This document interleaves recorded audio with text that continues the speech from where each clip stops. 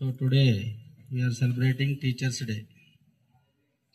Actually, Teachers' Day yesterday, but yesterday was the holiday. That's why today we are celebrating Teachers' Day. Every year, September 5th, we are celebrating Teachers' Day because our first Vice President Dr. Sarvepalli Radhakrishnan birthday and second President of India. So he is before the Vice President, he was the teacher. So ఇక్కడ ఒక ఉపాధ్యాయ వృత్తి నుంచి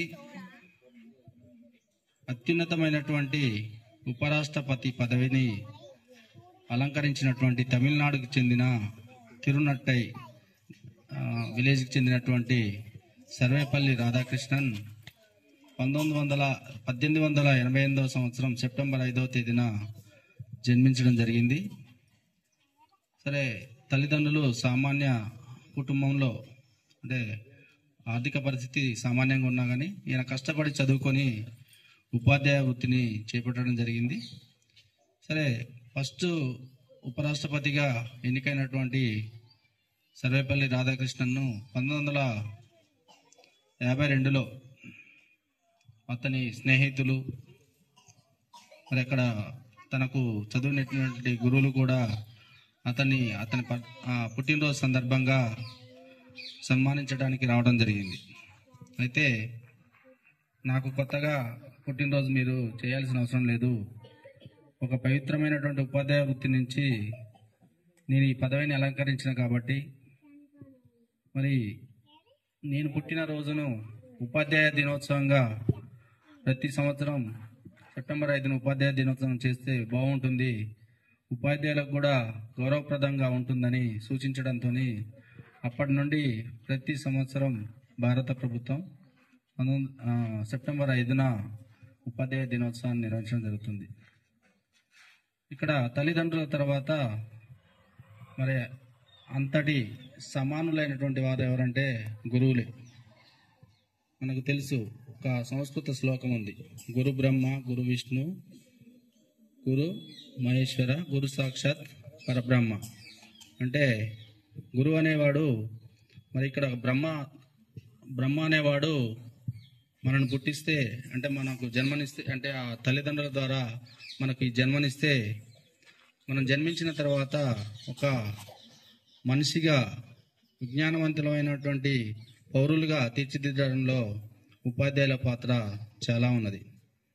ఎందుకంటే ఎంతటి మహనీయులైనా, ఎంతటి ఉన్నత స్థానంలో ఉన్న వారైనా కానీ మరి ఒక ఉపాధ్యాయుని చేతిలో మరి తీర్చిదిద్దబడిన వారే అవుతారు. ఫర్ ఎగ్జాంపుల్, ఇప్పుడున్నటువంటి రాష్ట్రపతి కానీ, ప్రధానమంత్రి కానీ, ఇప్పుడున్నటువంటి సీఎం కానీ, ఇంకా మంత్రులు కానీ, ఎమ్మెల్యేలు కానీ, ఎవరైనా కానీ, డాక్టర్లు కానీ, ఇంజనీర్లు కానీ అందరూ కూడా మరి ఉపాధ్యాయుల వద్ద విద్యాబుద్ధులు నేర్చుకున్న వాళ్ళే. ఉపాధ్యాయుడు అనేవారు ఒక శిల్పాన్ని, అంటే ఒక రాయిని శిల్పంగా చెక్కితే అది ఎంత అందంగా తయారవుతుందో, ఉపాధ్యాయుడు కూడా ఒక విద్యార్థిని మరి అంత విజ్ఞానవంతులుగా తీర్చిదిద్దగలుగుతారు. ఉపాధ్యాయుడు మరి కరుగుతున్నటువంటి కొవ్వొత్తి లాంటి వాడు, తాను కరిగిపోతూ మరి విద్యార్థులకు వెలుగునిచ్చేటువంటి వాడు ఉపాధ్యాయుడు. తనకున్నటువంటి జ్ఞాన సముపార్జనను విద్యార్థులకు అందజేస్తూ మరి ఆ విద్యార్థులను మంచి భవిష్యత్తు ఉన్నటువంటి పౌరులుగా తీర్చిదిద్దడంలో ఉపాధ్యాయుల పాత్ర కీలకంగా ఉంది. మీరు ఇంటి దగ్గర మీ అమ్మ నాన్నలు మీకు కావాల్సినటువంటి అవసరాలు తీర్చడానికి మరి వాళ్ళు ఎంతో కృషి చేస్తున్నప్పుడు, మరి పాఠశాలకు వచ్చినప్పుడు మీకు కావాల్సినటువంటి చదువును మరి ఉపాధ్యాయులు అందించడం జరుగుతుంది. విద్యార్థులందరూ కూడా మీ ఉపాధ్యాయులను గౌరవించి, ఉపాధ్యాయులు చెప్పేటటువంటి పాఠాలను చక్కగా విని మరి వాటిని చదివి మంచి మార్కులు, పరీక్షల్లో మంచి మార్కులు సాధించి ఉత్తమ పౌరులుగా మరి తయారయ్యి మరి ఈ యొక్క మీ తల్లిదండ్రులకు, ఈ పాఠశాలకు, ఈ దేశానికి కూడా కీర్తి ప్రతిష్టలు తీసుకురావాలని కోరుకుంటున్నాను. అదేవిధంగా ఉపాధ్యాయులు కూడా అంకిత భావంతో పనిచేసి అంటే మీరు కష్టపడి విద్యార్థులను తీర్చిదిద్దడంలో మీకున్నటువంటి కష్టార్జితం ఆ కష్టాన్ని ఒక ఫలితం రూపంలో చూపెట్టాలని కోరుకుంటున్నాను.